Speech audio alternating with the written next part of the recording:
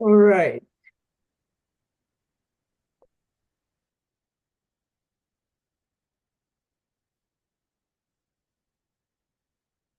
Greetings, everyone. And here we are, January 12th, 2025. I should also say Happy New Year. It's not too late. So what Definitely we, not too late. so what we're doing today is to talk about bubbles. I'm going to discuss what the definition and causes and consequences of bubbles, and there are four reading articles that we have selected as background reading. I'm going to be discussing first three, and then Vlad is going to discuss the last one, which is quite interesting, about role of artificial intelligence in bubbles, especially very applicable right now. All right, so let me start without wasting any more time to talk about motivation of this presentation. Motivation is that there's a lot of discussion about the future of stock market right now this year, whether it's going to go down, is it going to go up, is it going to continue to grow at the same rate, very high rates that it had grown in 2023 and 2024.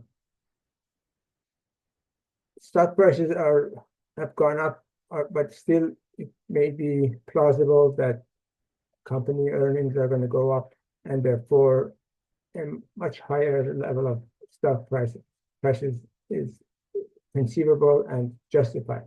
But maybe the stocks have gotten ahead of the game, and there will be a correction in the coming months. And we want to know to what extent there is, sorry about the noise of ambulances here. We want to know whether the stock market is going to continue or not. And that's a key question for investment, for saving, for a lot of financial decisions that we want to make. Notice that GDP has been growing at about 3% in the past few years, and stock market has been growing 20% plus. So the ratio of stocks to production in the country has gone up very sharply. And the question is whether this is sustainable, and whether what are the likely scenarios from here onward. Is the stock market experiencing a bubble, in other words? I'm going to argue that there are a lot of signs that the market is going through a bubble and you may see some adjustment, but nothing is for sure. First, let me define bubbles. There's no easy or clear definition of bubbles or unique definition, but generally what people mean when they say there's a bubble is that they talk about an episode where the market asset prices in the market rise at far above the plausible underlying values of the assets. Meaning, the underlying value of any asset is the discounted stream of revenues that it can provide in real terms, can provide for the life of that asset. So if it's a company asset, usually companies can live for hundreds of years, and therefore when we say a stock is worth $100, it means that if you hold that stock, we expect to be compensated by the earnings of the company over its lifetime, discounted to the present, and we get a chunk of it in the stock. That's the value of the underlying value. Now, if the price is higher than that underlying value of the present value of the earnings of the company, then we might be facing a bubble. The price has gone far too high, too much higher than the real value. Now, for bubbles to emerge, investors must be expecting prices to go up in the future. And so this is a key condition for the emergence of the bubble. Normally, if people see the price is much higher than the true value, they would like to buy, and therefore they want to sell, sorry. They want to sell, and therefore the price should adjust and drop towards the real value. So that is the key issue, to see how do we measure, or how can we make an assessment of future earnings of the company. Now, I need to point out that when asset prices go up, it may be because of a bubble, or may not be a bubble. A key feature of the bubble is that after some rally period, they burst. Suddenly, the price drops down to closer to the realistic assets valuation. The rise in the asset prices that not end in a crash, they continue. That's what we call development and growth. So normally, increases in asset prices is year to year or month to month. It's reasonable, and we should expect that. But sometimes the price goes too fast, goes up too fast, and much faster than what the expected earnings are going up, and that could be the source of a bubble. Usually, this is due to a sense in the market that continued that in the future earnings are going to go up quite a bit. For example, right now AI is the factor that is encouraging people to think that earnings of companies are going to jump up, especially the large companies. And that kind of belief could be driving the prices of assets too high. Now, it's like this. There's a bubble, and something might happen that comes and causes it to burst. This bubbles usually cause inefficiency, sometimes major economic inefficiencies, because during the formation of the bubble, the price goes up, the price of the asset goes up, and too much investment may take place. A lot of financial assets may be engaged in transactions regarding the asset. Now, after bursting bubbles impose heavy costs on investors who bought during the rally, and also usually the bubble bursting is associated with a recession, which is costly in terms of unemployment and excess capacity that it creates for producers. Now, it's also possible that sometimes when market is already suffers from inefficiencies, bubbles may affect the incentives for investment, both in terms of amount and allocation of the investment. In that case, it's possible that the bubble could serve a purpose. This is, in fact, part of this subject that Vlad will be discussing later. So I'll just leave it to him to elaborate on this matter. How do we identify a bubble? How do we know that there is a bubble, or can we detect that there might be a bubble in the market? There are three approaches right now, three main approaches. One is to look at sentiments in the market. For example, conference board surveys consumers and businesses, especially consumers and households, to see what they think about the future. And when it asked people in 2022 whether they expected prices to rise in the following 12 months, 26% of respondents said they expected the price to go up. The others either say it's going to be the same or go down. Now, recently, when they did the same thing, same survey, 56% of people have expressed optimism that the prices of stocks are going to go up in the next 12 months. So that is an indication that suddenly people have become too optimistic. You can't prove it, but it's just an indication that optimism is very prevalent in the market. Surveys of investors also indicate similar degrees of optimism.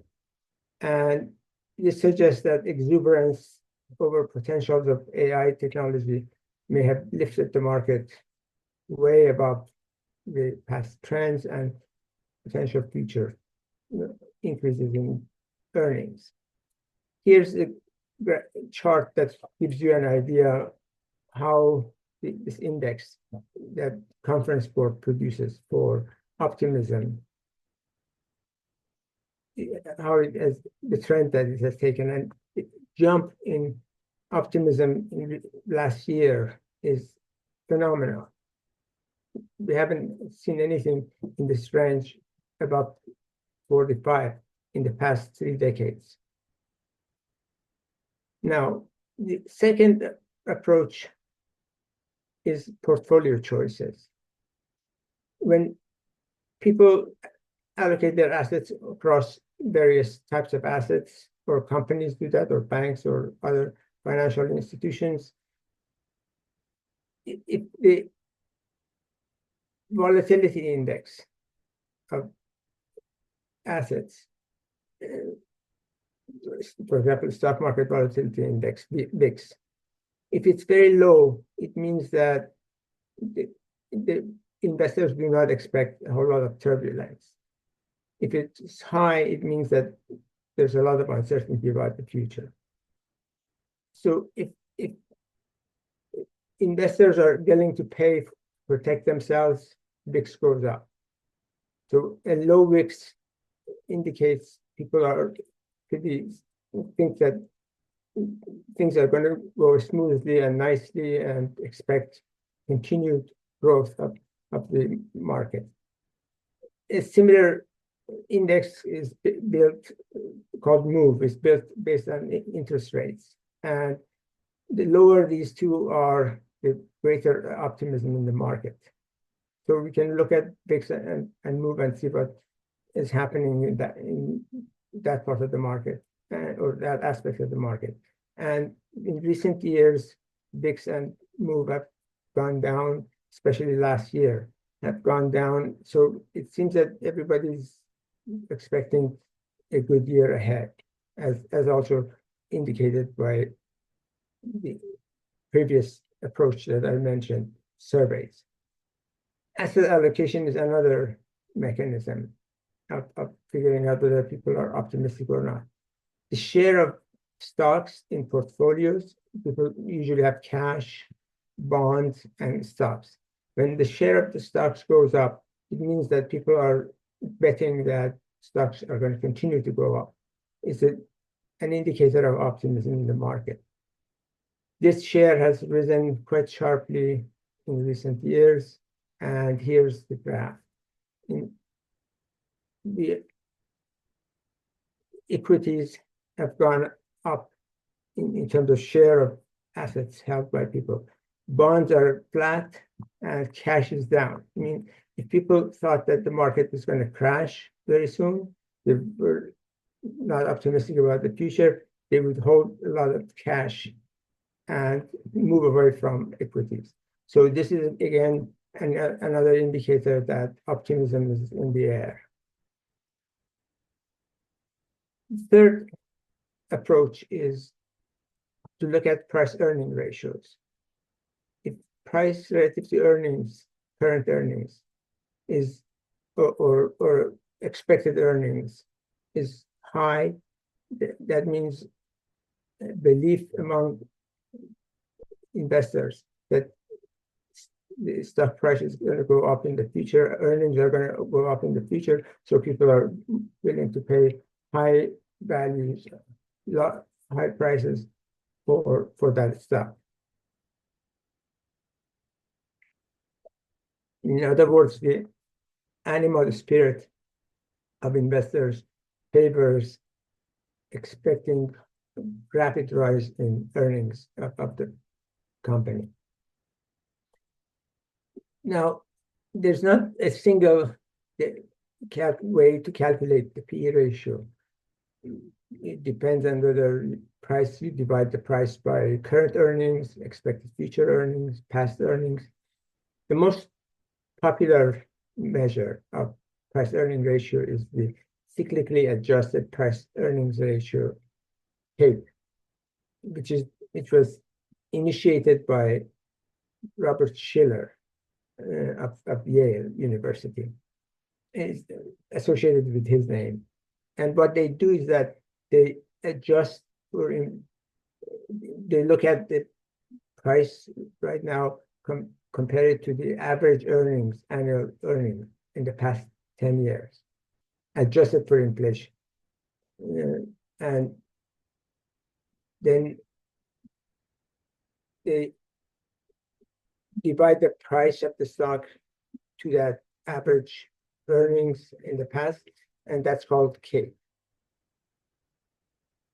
CAPE has been a very good predictor of stock price directions and potential bubbles.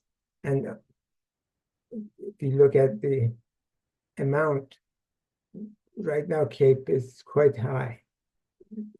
For example, the range its range right now is among the top 2% of the CAPE values that we've seen in the past 125 years. So here's the graph. This is the index of CAPE. You can see that every time it has risen sharply, it's been followed by a sharp drop. For example, in the 1920s, it went up. 1930s, it dropped sharply. In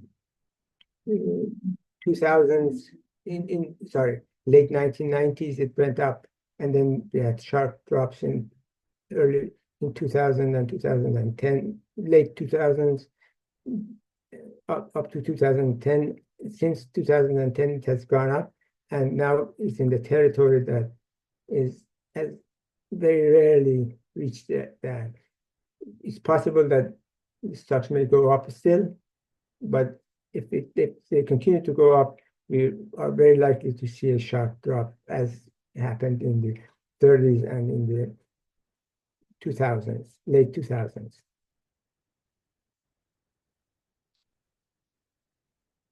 Historically, CAPE yields have been yields on the price earning ratio related to assets in CAPE, for example, for S&P 500 companies. If you look at the average yield of the stocks of S&P 500, it's been about 20. It's been correlated with, negatively correlated with the growth of the earnings or returns on that asset. So CAPE yields could actually, if CAPE yields are low, that means that people expect the returns to stocks to be lower, and that could prevent the. Sorry, I lost my track of thought. So let me go back and start here. At present, CAPE yields are about S&P 500 is about 2.6%, and historically, returns over coming decade, the expected or the amount that actually is realized, it's been negative when yields are at 2.6 and lower. So let me show you the graph here that shows on the horizontal axis here, we have the yield at the start of a period, and then in the vertical axis, we have the return. So you look at the yield of stocks at for example, 2014, and between 2014 and 2024, you want to know how much it will grow. So if the yield at the 2014 was low, then the expected return is also going to be low. That's the reason for this is that if people thought that the return is going to be very high, then they would be willing to pay quite a high price for the stock, and in that case, P/E ratio would go up, and therefore the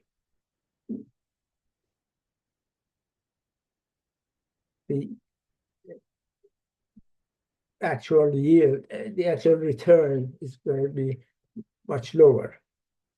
If the current price is up, whatever the earnings are in the next 10 years, divided by the current price, you're going to get a larger number. It's the yield is the inverse of the P/E ratio, and therefore when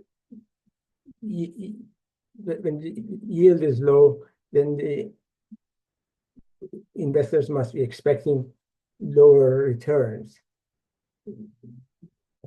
Or because if people think that returns are going to be higher, they are willing to bid higher for the price of the stock. And so I'm going to finish very soon. Let me just explain here that the range of CAPE right now, which is 2.6, yield is going to be negative in the coming year, very likely.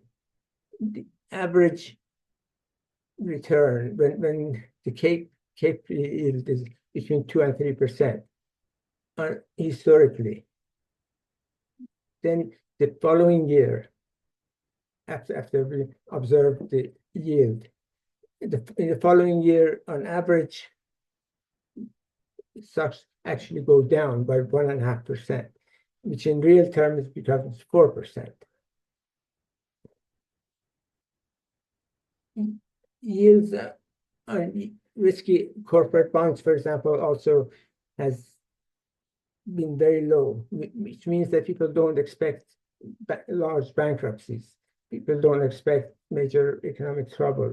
And so that's why they're willing to pay more for assets, and the gap between risky assets prices and risk-free government bonds has gone down.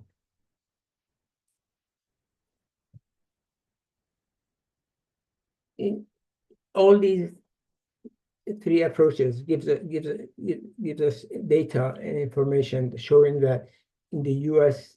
valuation of prices, stocks and financial assets is probably too high, and therefore we should expect correction.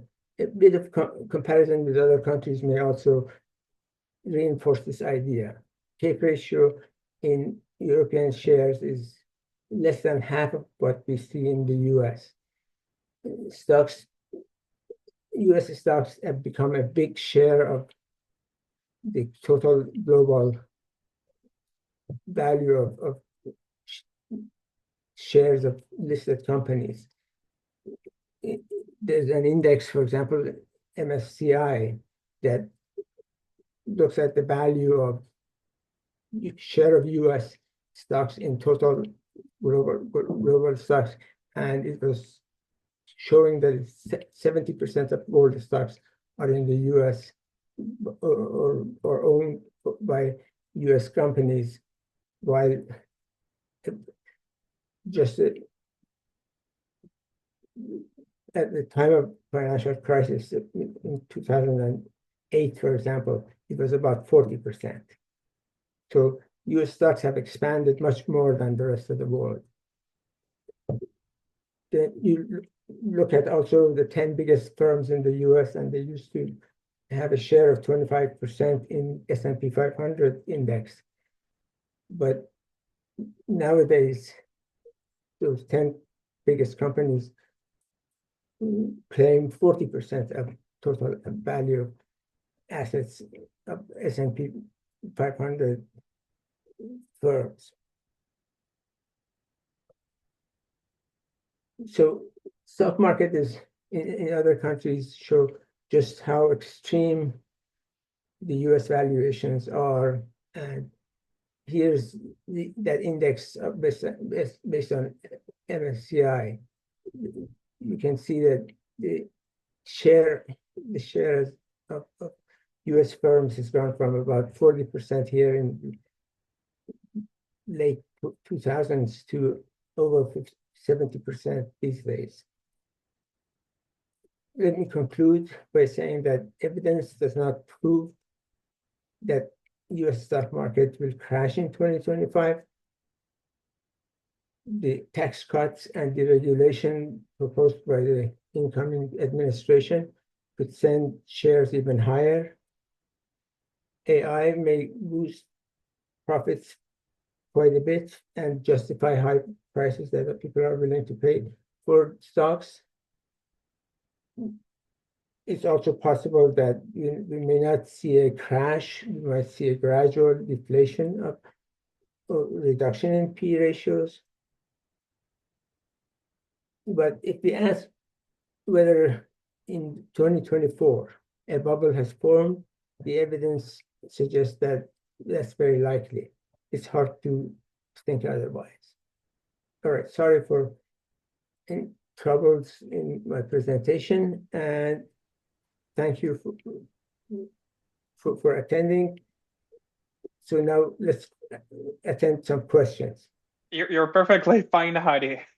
So, based on the CAPE analysis, the Shiller PE ratio, right? Things are not looking terribly promising for us for the next few years, potentially. That's right. And Schiller, of course, has been claiming that there's a bubble in the past few years. He's been saying that for a while now, right? Right. Absolutely. So nothing bad has happened. It's all positive, rising the stock prices. So they may prove wrong again this coming year. But I suspect that things are changing in much more fundamental ways, and uncertainties may rise, and I expect a drop in stock prices. So it's reasonable, especially given all these pieces of evidence put together. But one thing is for sure, don't be certain that there's going to be a crash. There's a high probability of a crash or a decline, gradual decline. Yeah, so if you're investing in the stock market, if you're looking at your 401k composition, potentially a really good idea not to keep all of the eggs in the same basket, right? So you want to potentially diversify your portfolio a little bit more, right? Right. Yeah, excellent, excellent. Thank you so much, Hadi. And folks, I'm just curious, sort of this is going to be a very unofficial poll for us, but for those of you in the chat, you can speak up or you can put this in the chat. What do you think is going to happen to the stock prices in 2025? Do you expect to see, continuing and significant growth in those values? Do you expect to see stagnation? Do you expect to see some correction there? What's your take? Nothing in the chat so far. Feel free to unmute yourself too.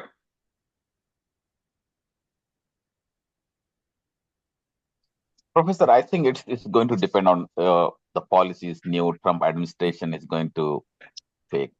That's my opinion. It's going to largely depend on that. All right. Thank you, Nadim. Appreciate it. Anyone else?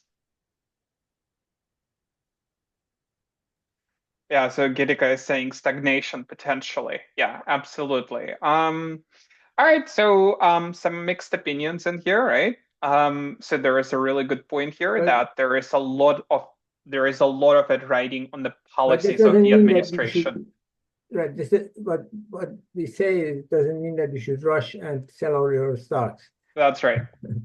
right? It's That's just a right. matter of maybe be conscious that you shift some of the assets towards bonds or cash just in case there's an opportunity. But that all depends on the individual circumstances. Hmm. Also, if it's your retirement and you're young right now, if you have many years to recover from any shock. So Hmm. long run is better to hold stocks than to keeping cash is absolutely waste unless you need the cash or you're looking for possible options in case the market crashes. All right. Right. Good deal. Folks, anything else? Any other questions or comments? Anyone? All right.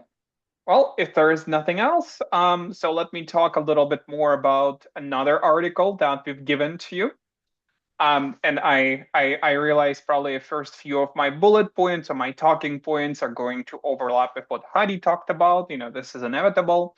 So, but generally speaking, so we've talked about some of the problems of asset bubbles from an economic perspective, and those include fairly inefficient allocation of resources, right? If resources going to the sectors of the economy where they shouldn't be, there is potentially, if you're looking at financial bubbles that are related to intermediation or to the financial arbitrage, some of the bubbles do leave pretty significant scars on the economy. So if you look at the Great Recession of 2007, 2009, that's one of those things where we've been recovering from for a very long time, took quite a few years to get out of those economic doldrums. And of course, if you look at the individual investors, so the bunch of investors who end up in the red, so there is obviously very concentrated negative impact on those. But as Hadi noted, asset price bubbles are difficult to both define and to identify. Sort of we could say, oh, well, we can define it as price above the underlying value, and it's driven primarily by speculation, but underlying value is difficult to establish in many cases. You could also say, well, if it's pops, it's a bubble, but that's probably not a very satisfying answer, right? It's very much post factum. Um, and if you look at the stock market valuations over the years, there have been people who said, well, Nasdaq 10 years ago, 15 years ago, that's a bubble, right? We could look at S&P and say the very same things, right? We could look at Amazon price from 10 years ago, from 15 years ago. We could look at the Amazon price, at the price of Tesla stock and say even, 10 years ago, oh, this is a bubble, right? So this is an argument for, this is an argument that, things might look like a bubble, but they might not be, right? And Bitcoin valuations, of course, Bitcoin had its ups and downs, but, currently it's about around $100,000, right? But at the very same time, there have been some economic opinions expressed in the past few years that talk about potential redeeming qualities to bubbles. Bubbles are not all that bad. So the article from The Economist that we gave to you about the artificial intelligence bubble being so bad, this is Hobart and Huber. So their argument was yes, and I'll talk a little more about their argument shortly. There have been other economists that say, well, if you look at the bubbles, right, even if the bubble bursts, that research and development that companies invested in, that will provide an overall bump to the economy, right? This is in sense of similar to the sort of idea when you engage in research. Some of the gains might be private, but a lot of them are going to be public returns, societal returns that will contribute to higher gains elsewhere. And this is the positive externality argument, right? Sort of, you have a higher social return, you have a lower private return, even though the private folks may have lost money in this bubble, the society overall might benefit, right? And so we could say that bubbles could be productive in a sense that they allow for better use of new technology. But coming back to the Hubbard and Huber's book, so their argument, and I'll say, goodness, why is it not moving? Okay, let me see if I can advance it using those buttons. Okay, and here we go. But their argument, and by the way, this is a very interesting book in a sense, is that it's not the typical economics books. There is a lot of philosophy in their arguments, right? And sort of some of those philosophical arguments, of course, are a little hard to justify potentially, but with data, right? Sort of philosophy versus economics, we use slightly different tools in those. But one of the, sort of the way how Hubbard and Huber start their book is that they make an argument about our culture being a culture of economic stagnancy, and that stagnancy is driven by risk aversion, right? And why would there be risk aversion, or why would there be a higher degree of risk aversion? Well, one of those things is populations that are aging. If you look at the industrialized economies, if you look at Japan, if you look at Europe, if you look at the United States, overall populations are aging. They're aging more in Europe, in Japan, because of lower immigration compared to the aging of the population in the United States. Immigration still adds more younger people to our mix, which helps us at the moment. But generally speaking, as you get older, you become more risk averse, meaning you become less willing to take risks, right? And that's a challenge in exploration and in high risk activities, right? They also blame societal bureaucratization as an additional argument towards risk aversion that they see in the societies. And one of the arguments that they make is that if you look at the inventions and the exciting things that took place, it seems like there were a lot more of them before 1970s as compared to after 1970s. And again, I might not particularly agree with this argument, and you might not either, but a lot of the examples that they gave, the Challenger program, right? Sort of the general, sort of the general advance of technology, sort of aligns with that view. And what we have as a result, if they're taking low risks overall, potentially they have lower rewards as well, right? And that's a challenge for the economy. And so the prescription there for escaping the economic bust that they claim we are experiencing, there might be a few things. And so first of all, when they talk about bubbles, I think, sort of it's not just the financial bubbles in there, right? Sort of the argument that Hubbard and Huber take, sort of it seems to be a pretty wide definition of bubbles, because they're sort of looking at the Apollo program, they're looking at the Manhattan Project, right? And so they're saying these are good examples of bubbles that gave a good boost to our society, right? They make an argument that bubbles in technology are different from financial bubbles that are based on leverage. And in many ways, sort of financial bubbles, the leverage-based bubbles, these are the more dangerous ones compared to the technological bubbles. And even if a given bubble pops up, right, the infrastructure technically remains, right? And that infrastructure can give a rise to increases in productivity, to better economic performance. And the examples in here could be the railroad network, right? Sort of we had, sort of a big, sort of bust, sort of back in the, 19th century that was associated with the bust in railroad company stock prices, right? So a lot of railroad companies may have gone bankrupt or they've engaged in consolidation, but the railroad network remained there, right? Sort of same goes for the internet connectivity. We had the dot-com bubble in the early 2000s, and dot-com bubble went, it was there and it's gone, right? But still what remained from there is the emphasis on internet connectivity tools and productivity tools that remained with the society. We're looking at the rough doubling of computational power in the society every couple of years, right?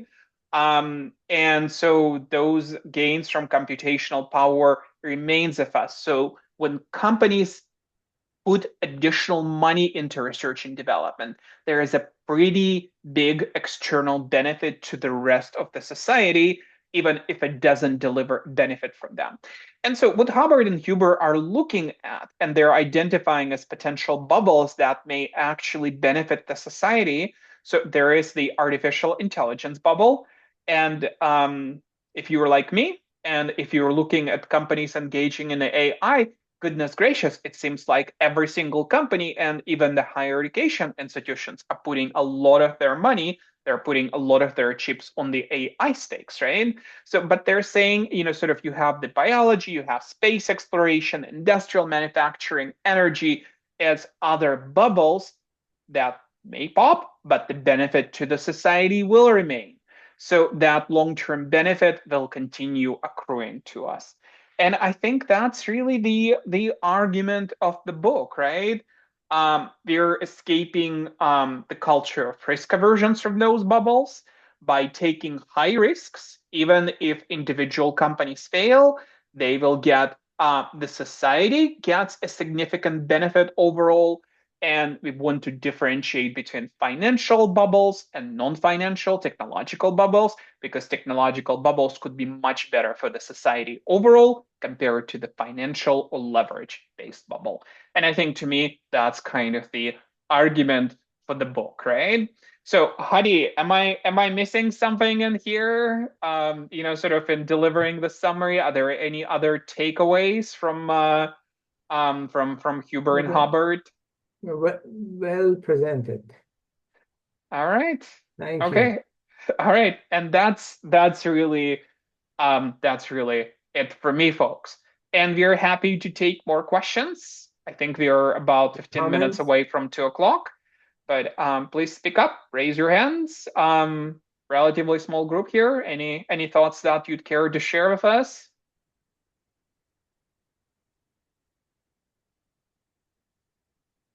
All right, it's quiet. Maybe we should take a survey here to see what percentage of those present expect if the current if in fact we're in a bubble, is it productive or is it more going to be more damaging in long run?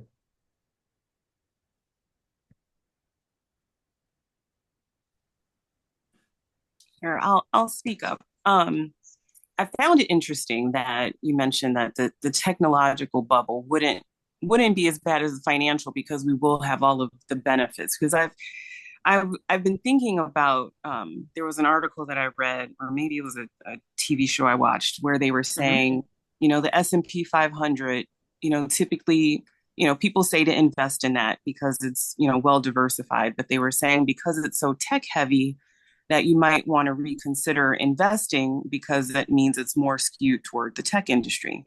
Now, I think about it in the scheme of like when NVIDIA came out with these chips and, you guys are talking about the impact on AI. And I'm looking at the rise of NVIDIA and I'm just thinking to myself, I'm like, okay, all these people are buying chips because they just don't want to lose out. I don't even know if a majority of these companies will really even know what to do once these chips get here and once they get them and do whatever they're planning on it. So I think there will be a few companies that, do well, kind of like what you're talking about.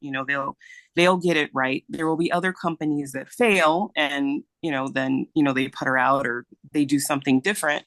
But I'm just wondering if, and I know this isn't like a finance class, but if there's a way to leverage that financially, because at the end of the day, it is, the technological perhaps bubble that we may see, how do we buffer from it? Even though if we're going to gain from it socially, where do we benefit from it?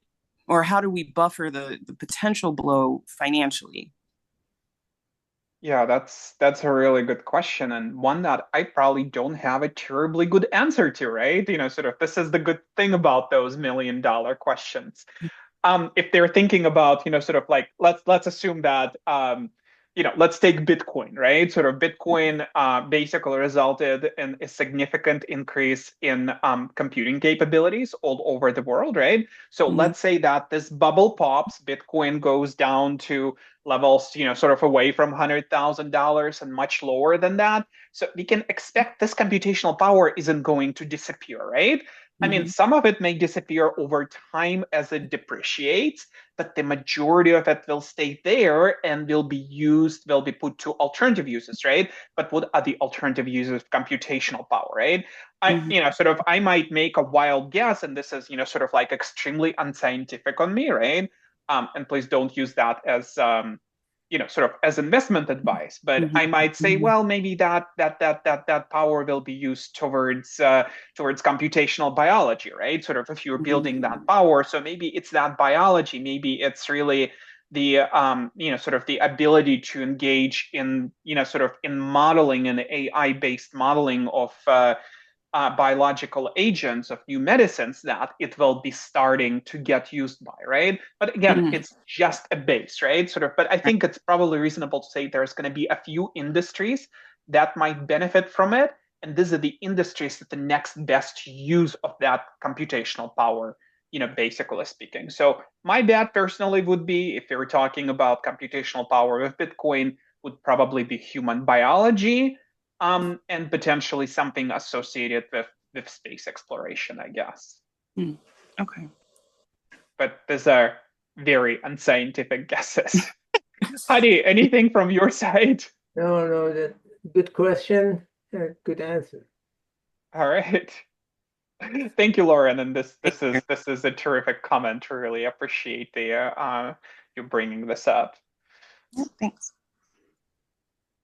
All Thank you right, so much folks. for Anything else? this. All right. Thank you so much for this presentation. It's been very, very interesting and very informative as well. One of the comments that I would have for what Lauren asked, eh, at some point of time, even the browsers, right? There were so many browsers, Mhm. and each one was trying to compete, and finally it boiled down to just a handful, which stayed in the market and such. I guess every time an investment is made, one of the key questions that the investors are likely to ask is, why are we doing this? What problem are we solving that's out there, which is not already solved? Or what kind of efficiency are we introducing through this product, which is better than all the existing products? Because otherwise, there's no point in Mhm. investing in this.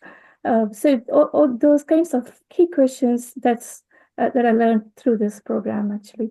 Those are the ones which probably will help narrow down where the investments probably will get channeled eventually. Mhm.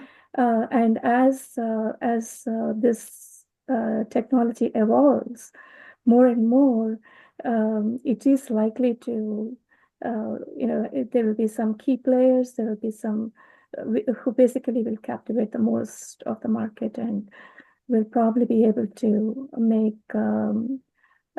good progression in that specific area. Mhm. Just Yeah, my absolutely. Yeah, I agreed, right? And if you look at technology, so I think one of the very common things or common characteristics of technology is that generally speaking, there is such a thing that we call, I think, network economies in economics, right? Which are associated with increases in productivity and capacity that are associated with, sort of more and more people using your product, right? And so I think one of the things that a lot of those bubbles will get done, right, is that they'll create those network economies even as further consolidation takes place. And that's generally helpful, right?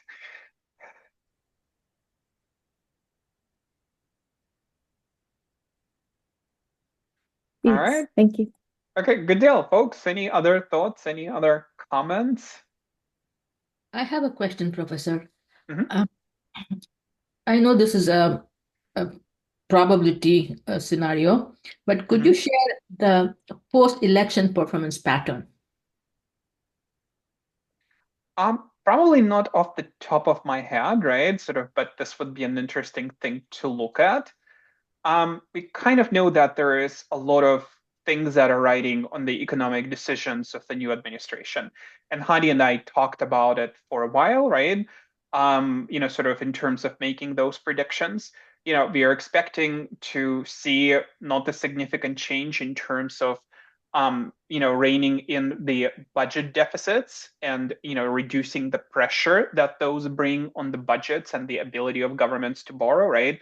We are very concerned about the impact of the tariffs policies of the new administration.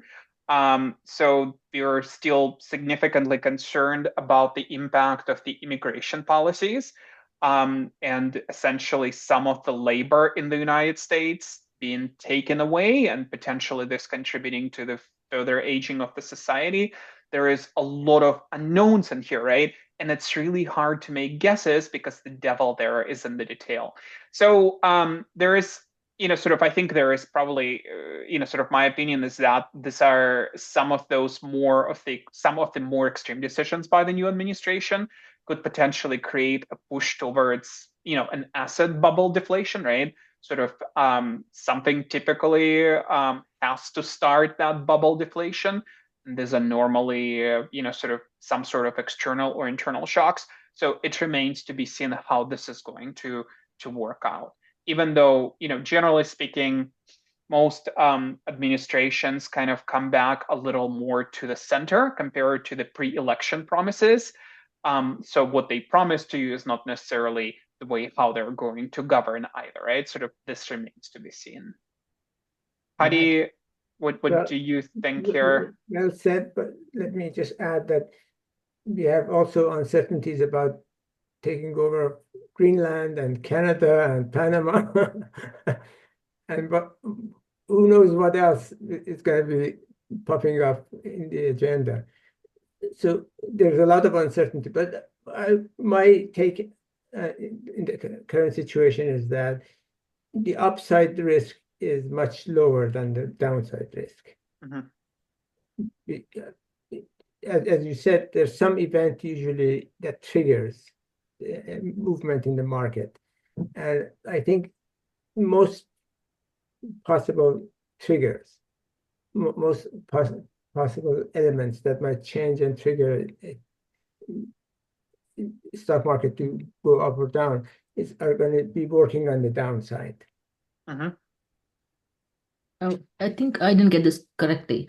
So are you saying there's upside to taking risk or there is downside? It's the most likely is downside. Okay. Right. The way I see it, given the price rises of stocks and increases in CAPE ratio in the past couple of years, I think it's very likely that the administration does something which is not 100% seen as positive, and that's going to trigger a downside. One key example is that inflation is again on the rise, and the Fed has to keep interest rates constant or maybe even raise it a little bit, especially if Trump goes ahead with his policies, with some of his policies like tariffs. They're going to raise prices and the Fed will be forced to keep interest rates high. Already long-term interest rates are edging up, mortgage rates are edging up. So if this continues, you're going to see a negative effect on the market. And once selling starts and people lose their optimism, then it's going to be a sharp drop. So I think we discussed this election year performance last year, and this is what we saw. The market has rallied. And historically, the next year, it's not going to be that great. And so that has been a repeating pattern that we see most often. Exactly. That's a good point that you're making. In fact, you're right. If you look at long term, the year after election usually is not a very good year. Thank you, professors. I guess then one then has to answer the question, what should one do given that the market is not going to go up much and it has a downside risk. Any suggestions? We're coming back to the diversify argument, right? Don't Right. put all eggs in the same basket. Even though if you're investing for your retirement, if you're 30, 40 years away from retirement, right? Sort of probably don't have to adjust sort of the composition of that portfolio all that much. In the long run, the markets traditionally have done very well for us, right? Right. And also a key lesson that really it's difficult to time the market. Mm-hmm. Yeah, it's a very unthankful business trying to time the markets. I learned this myself quite a few times, right?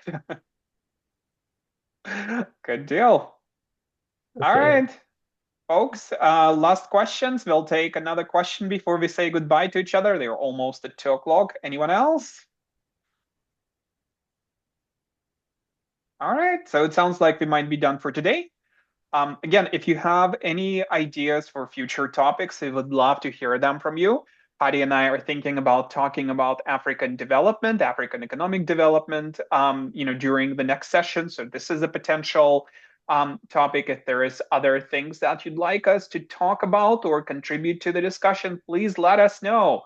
We would love to hear from you, and we would love to make this group a little more interactive and to meet your needs better. So thanks again for joining us. Happy New Year to everyone, and talk to you soon. So see you in roughly a month. Bye-bye. All right, thanks all. Bye now.